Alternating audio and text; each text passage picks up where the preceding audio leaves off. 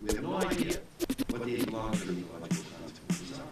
When are you going to draw the line and say, we've got to get off this nuclear system? Well, now is it. How do we do that? We're not enemies.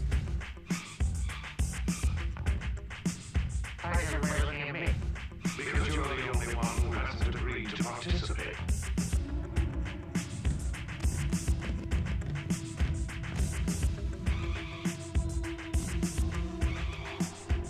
Big earth changes by the year 2000. Tornadoes, earthquakes, hurricanes, and volcanic eruptions, all exploding across our planet in the years leading up to the millennium. If y'all really like to rock the funky beat, if y'all really like to rock the funky beat,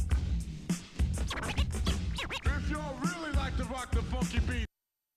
Is this the end? Just a spin or end? It's just end or just begin?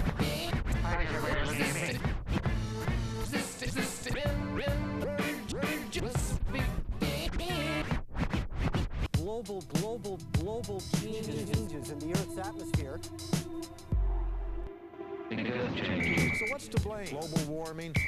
So what's to blame? Global warming. By the environmental curse. I mean, can people really get concerned about what might happen or not 70 or 80 years down the road? If I thought it was even that far down the road, maybe I could. Well, now is it. How do we do that? We've got to work together. We're not enemies. We are responsible for creating the future of the planet. In the 1980s, these abrupt climate changes were discovered. They'd sort of been hinted at back about the turn of the century from some pollen records in Europe, but basically the ice cores of Greenland starting about 1982 really made people sit up and start to worry. Scientists, government officials, and environmentalists are meeting in Kyoto, Japan this week to figure out what to do about global warming. Peach blossoms bloom in Washington at Christmas, and Mexico gets snow. There is sobering evidence that the global climate is changing. Glaciers are melting. The Arctic ice shelf is starting to disintegrate. And the Canadian North is getting warmer. But is this the result of pollution or just natural climate fluctuations? Many people are convinced the weather is getting more extreme, and they blame global warming. Global warming. Global warming. Global warming. Global warming. Climate change. What connection is there, if any, between these kinds of, extreme weather conditions we're seeing and global warming? If you heat the Earth, you're going to evaporate more water. If you make more water, that's going to make more clouds. As the planet warms, the oceans expand. And when you change the climate, you change the weather. Changes are going to occur, and either take action now to adapt to it, or if we don't want that sort of future, take action to avoid it. There is no excuse to evade the problem, because eventually evasion of the problem makes you face up to the cost of not doing something. What happens to the climate when the Earth heats up? There will be areas that were once the breadbasket of the world that will turn into desert. Forests are going to disappear. Ocean shorelines are going to be flooded. I mean, they're going to be massive consequences. The atmosphere is so enormously complex that scientists aren't going to be able to predict exactly what the consequences are of the pollution that we're putting up there and the perturbation of the natural process. The decisions that society makes on problems of this kind, of this magnitude, are fundamentally non-scientific. They boil down to values issues. Ultimately, they're problems about human behavior, human institutions, human systems of values, and so on. And so if there are solutions or constructive approaches to these problems, they're likely to be in the area of behavior change rather than in the area of new generations of supercomputers. It's a great life, eh, Bob? And tomorrow will be even better for you and for all the people. Back in 1958, only 4% of American homes had dishwashers. Now more than half do. Less than 1% had color televisions. Now it's 97%. And there were no microwaves, VCRs, or personal computers. The idea that we must have growth is insanity and suicidal. We live in a finite world. And to support an economic system that demands growth as a measure of its health is absolutely nuts. Every Canadian today consumes at least 4 times as much per person as the average person did in 1900. But if growth is what we always want, at what point do you ever say, enough? I've got more than enough. I'm drowning under stuff. Let's stop at this level. If growth is what you need, we'll never say enough and stop. If you go back to Samuel Johnson's Dictionary of the English Language, to consume meant to exhaust, to pillage, to lay rent, to destroy. In fact, even in our grandparents' generation, when someone had tuberculosis, they called it consumption. So up until this century, to be a consumer was not to be a good thing. It was considered a bad thing. A group of scientists warns that global warming may be a myth. They say scientists have no concrete proof that global warming actually exists. Well, the big problem is actually in the structure of how the media works itself. You know, everybody's been, you know, through the standard reporting framework, right? You get one point of view and then you get the other point of view. It creates a perception that there's a real debate going on there and that there's a 50-50 fight out there. The media aren't reporting it the way it really is, which is that 99.9% of the scientific community believe this and 0.1% believe that. And, you know, this is an increasingly isolated group, or however you want to do it. Instead, what they do is they talk to one scientist and then they go out and talk to Robert Balling Jr., or they talk to Fred Lindzen or Patrick Michaels, and it looks like there's this real debate going on. So the way that reporting is done is one problem. The news of the world, brought to you by General Motors.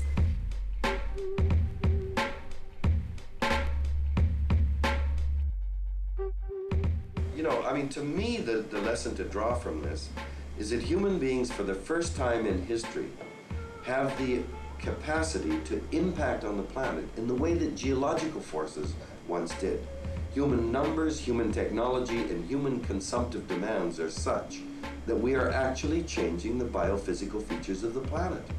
And the consequences are going to be massive and unpredictable. What's the impact on agriculture? What's the impact on people? What's the impact on my hometown? What's the impact on the economy?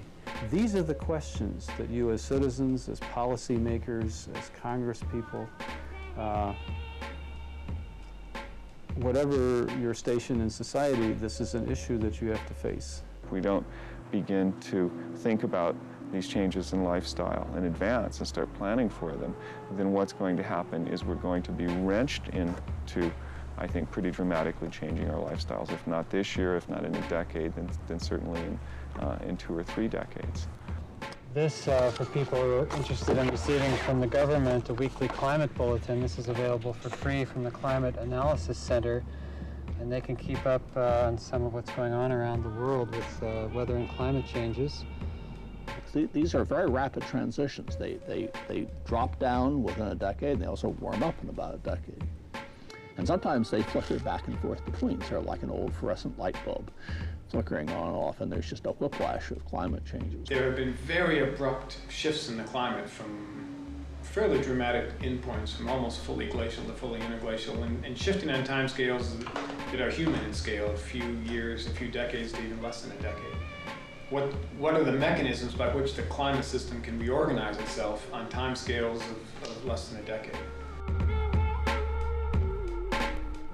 It seems to all go back to the North Atlantic Ocean, because it has a very unusual mechanism. Europeans tend to call it the Gulf Stream, the North Atlantic current. And what it is a mechanism for wicking warm water way up to the top of Europe, all the way up to the top of Norway. But this mechanism for carrying the warm water so far north can fail. And when that failure occurs, you get an abrupt cooling, certainly in Europe, which you might expect. But it turns out that that cooling is seen all the way around the world.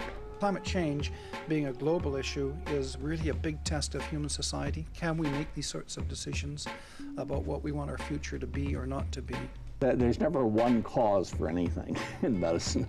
You know, yes, somebody dies of a heart attack, but that's because they had cholesterol buildup. That's because they had a diet and they had the genetics for it. And it's because they didn't know about this early enough to do something to head off. I mean, there's a whole batch of things you can blame but there's no point in picking out any one of them. I mean, it's a multi-causal system. And that's just like climate. I mean, climate is this multi-causal system. Don't believe me, and I may have to tell you twice. Now, for a bigger taste of the argument over global warming. This is how it works. This is how it works. Carbon dioxide is both produced and absorbed in a natural process known as the carbon cycle.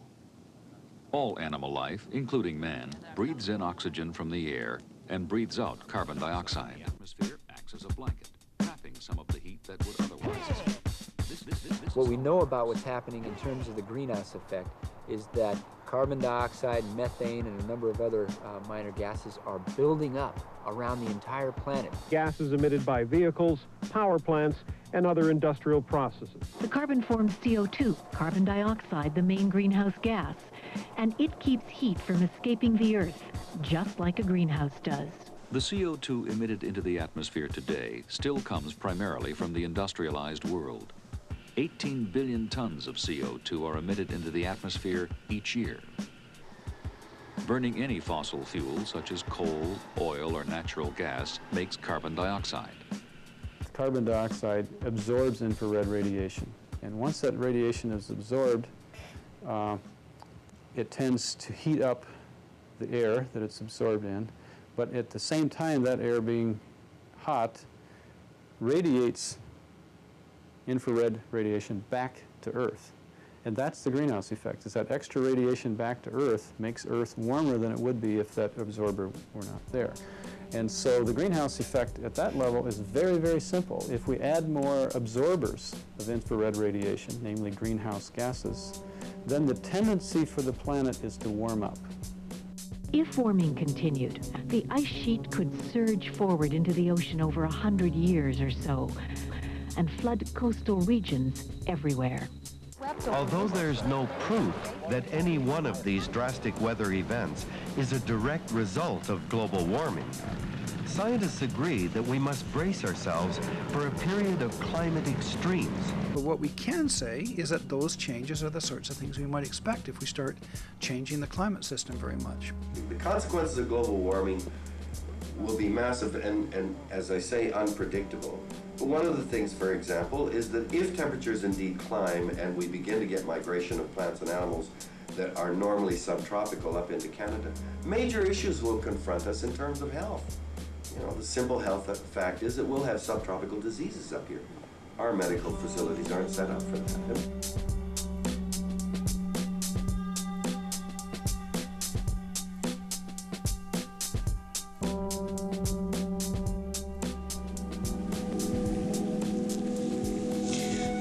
Know it as green slime. We shouldn't underestimate its value.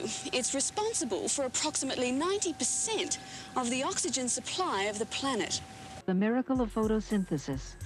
This astonishing conversion of light to matter is accomplished by a special substance within the algae called chlorophyll, which it contains in greater proportion than any other organism.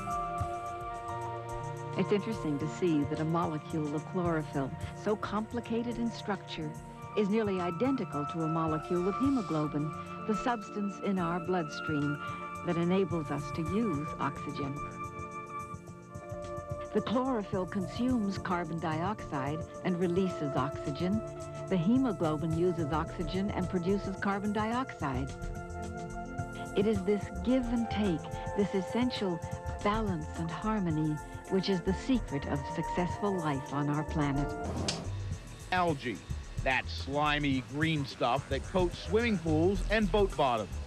For scientists looking for new sources of energy, these tanks of algae could be tomorrow's oil wells.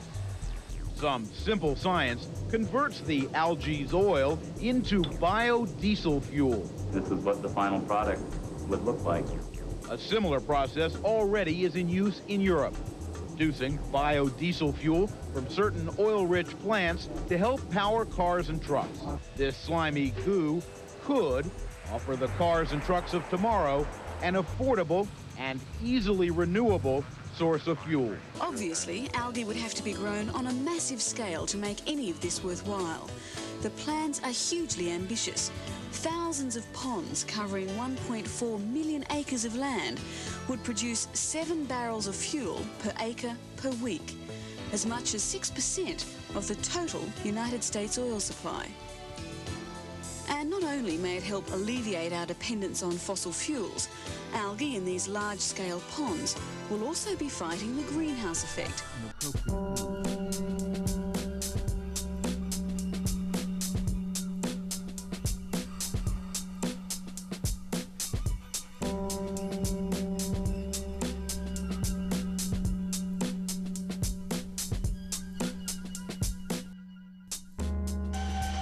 Every day, a third of each pond is harvested or pumped out.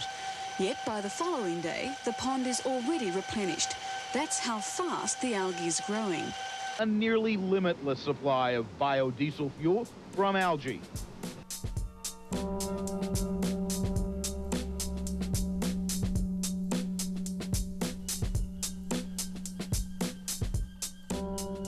One of the strangest outcomes of globalization that I almost am hoping and seeing is almost a balance, an emerging balance point to uncontrolled trade, which is really subsidized by extraordinarily low energy prices, which makes the transportation of products from one end of the planet to the other look like it's cost effective to do.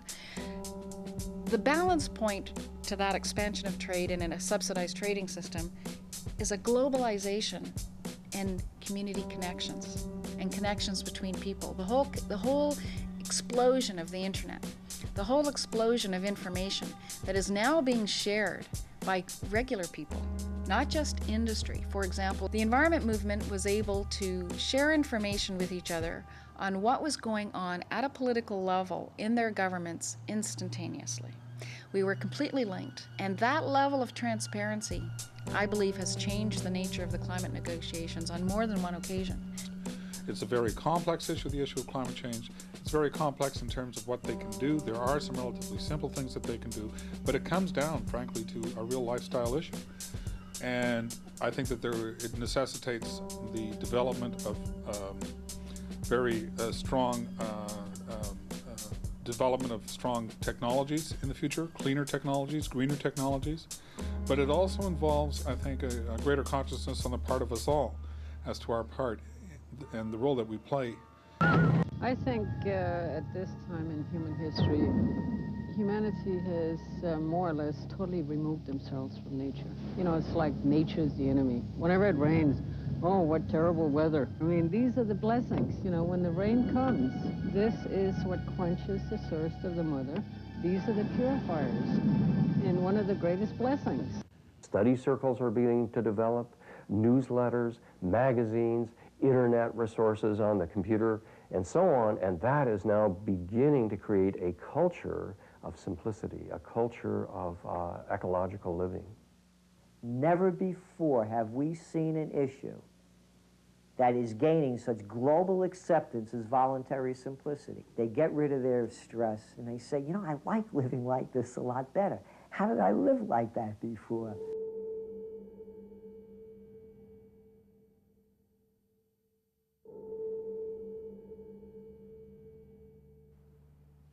I have a kitchen door, which is actually the opening to my solar oven. On a good day, it will go between 275 and 300 for about 4 to 5 hours a day. It starts cooking about 10 o'clock and goes on through to maybe 3. A towel over it in order just to cut down on the brightness.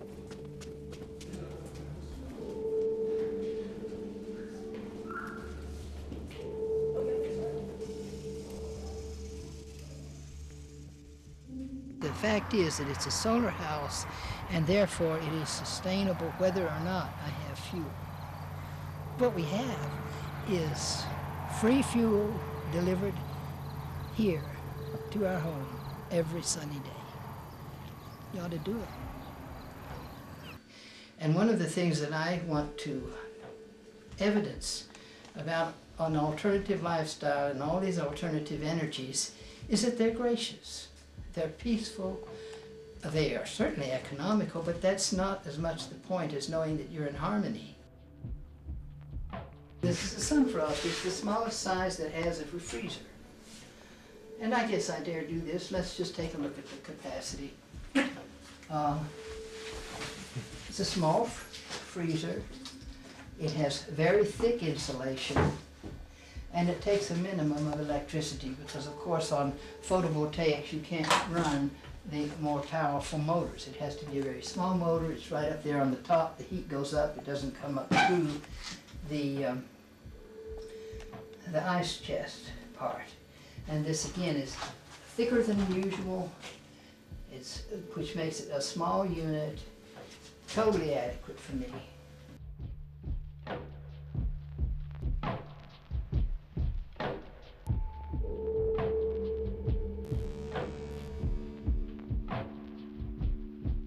And this is a rocket stove built on a version of his design. And it's built with a 5-gallon oil canner from one of the fast food places that deep fat fries, and a juice can and a couple of gallon cans. And I put it next to the paper and strike the flint, and the cotton goes off and lights the paper, and the paper lights the wood. And if I want to make it draw a little bit better while it's starting, I tip it a little bit so the flame goes up through there, and pretty soon, like a couple of minutes or less, I've got a fire. And I can put something on there and start cooking. This would be plenty to cook breakfast pancakes and eggs, probably coffee too. But sometimes I just want to sit in the greenhouse and make some herb tea or something. Besides, I like to play with these things. So I took the concepts and made them into a gallon can with peach can inside and a tomato sauce can. And this is also insulated with ashes, and it takes even less wood. In fact, I found that this, and probably this, but I have not run it yet, I can make a breakfast on a couple of pages of newspaper. Propane may run out, and I may not have something to go to the store and get it. I may not have the money to buy it. But using wood on the level of these stoves, that's definitely sustainable.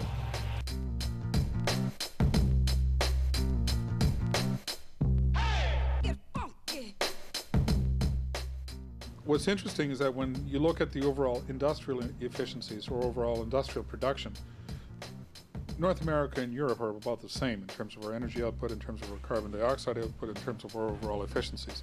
The big difference is consumer behavior. The huge difference between North America and Europe is consumer behavior. And it's clearly the consumer, the individual citizen, that we really have to reach out to, and that we really have to engage a lot more actively than we have in the past.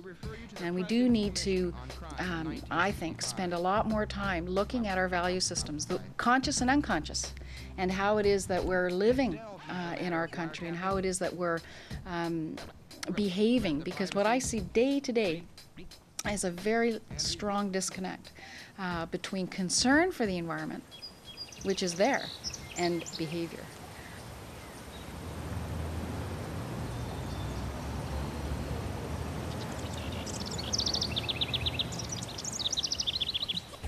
People without electricity have been warned to be patient. It could take several days before power is restored. Well, if the kind of climate changes are coming that we've been talking about and written about, it's obvious that the cities are not going to be places to survive, which isn't going to be very good news for a lot of people, a whole lot of people. Look, I mean, you know the people that live in the nice parts of downtown Toronto. What are you going to put on TV to persuade them to leave? They wake up and they think that's going on forever, like the sun comes up every morning. Same way for Boston, San Francisco, elsewhere.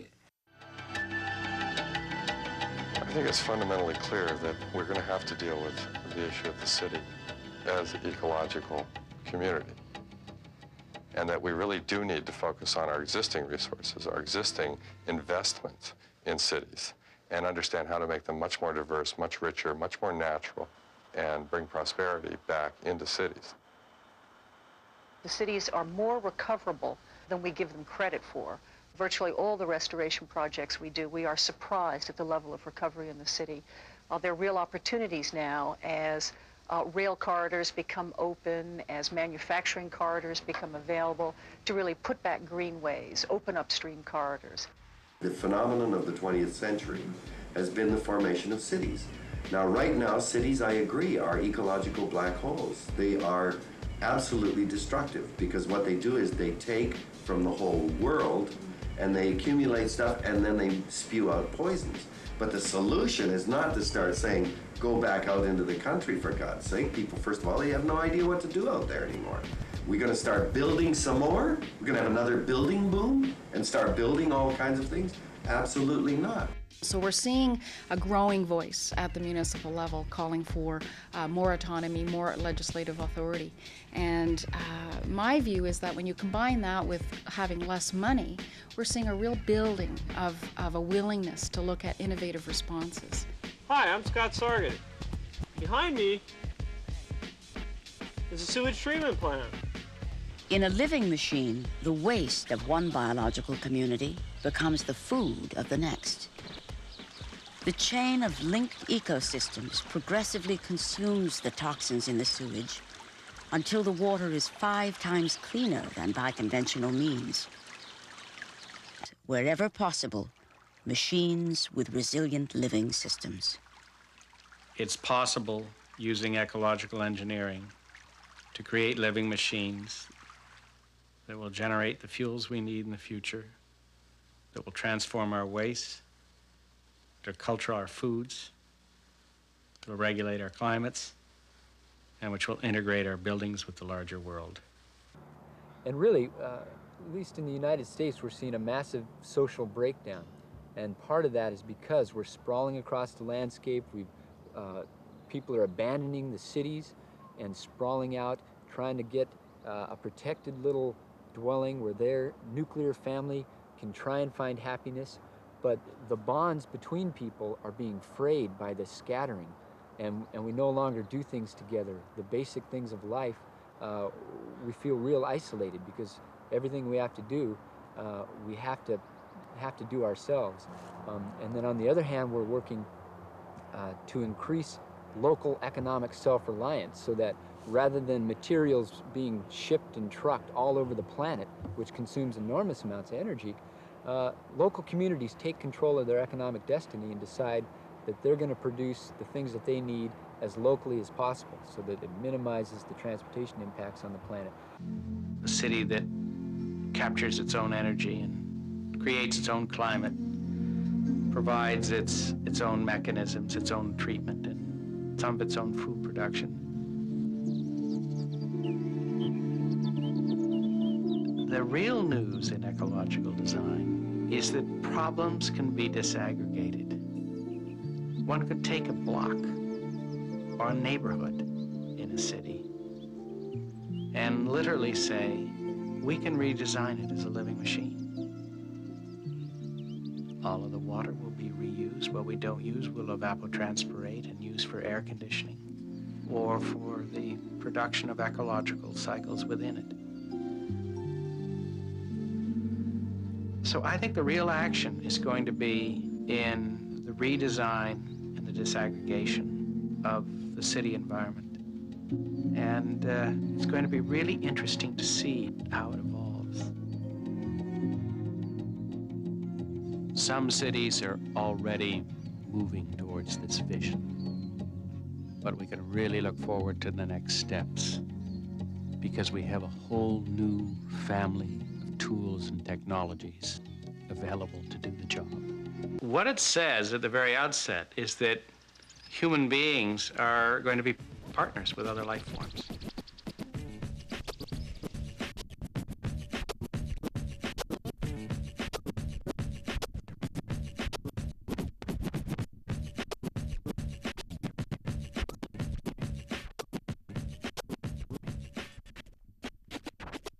Now, communities can't do it alone.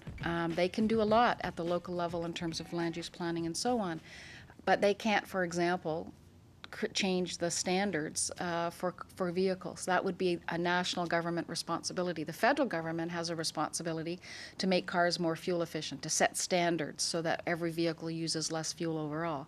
It's the federal government's responsibility to invest in research and development and to work with the private sector to eliminate the internal combustion engine over time. We simply can't burn fossil fuels in these kinds of vehicles with the kinds of population we're looking at globally. We need federal government investment in new technologies so that we can get out of coal in the electricity sector. And the provinces and states really need to have input or a role to play in legislation that does set the right framework for electricity, that does set the right framework for allowing municipalities, for example, to levy gas taxes and spend it on public transit, or to take more responsibility for energy planning in their communities. So there's a lot that has to be done that is done in partnership with all levels of government, hopefully often in partnership with the private sector as well.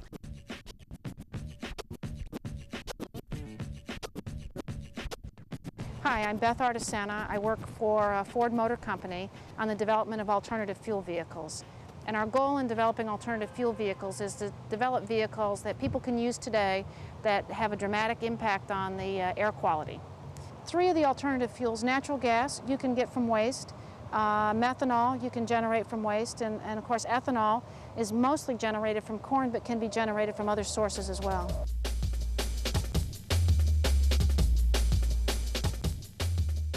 We're researching biodiesel here in the United States. It's also a very important thing that we're looking at in Europe, because there's also a big interest in biodiesel and other related kind of biofuels in Europe, made out of a variety of things, from rapeseed oil to all kinds of different products. Okay, this is an electric charging station, and this is the plug that basically you plug into the front of the vehicle. So all you have to do is when the vehicle pulls up, you just plug this into the front, turn the charger on, leave it on charge for a little while, and you've refueled the vehicle. Okay, natural gas refueling is a lot like electric vehicle refueling. You just have basically a plug or a quick connect fitting, and you attach this to the vehicle, and you have a small compressor, and you just compress gas into the vehicle. And this also charges overnight. So this could be at your house, hooked up to your gas line, just like those are hooked up to your electric power. Yes, fun to see, fun to drive, fun to buy. These vehicles are all for sale today. We have 12 different models of alternative fuels that are for sale, and there's a variety of incentives that are out there for those vehicles, from state incentives to federal incentives that encourage people to purchase them, and they're out there today. And in many cases, you can get these vehicles the same price or less than gasoline with the use of those incentives. Just as an example, if you're a cab driver in New York City, you could buy a natural gas cab, and it would be $5,000 less than the equivalent Crown Victoria running on gasoline.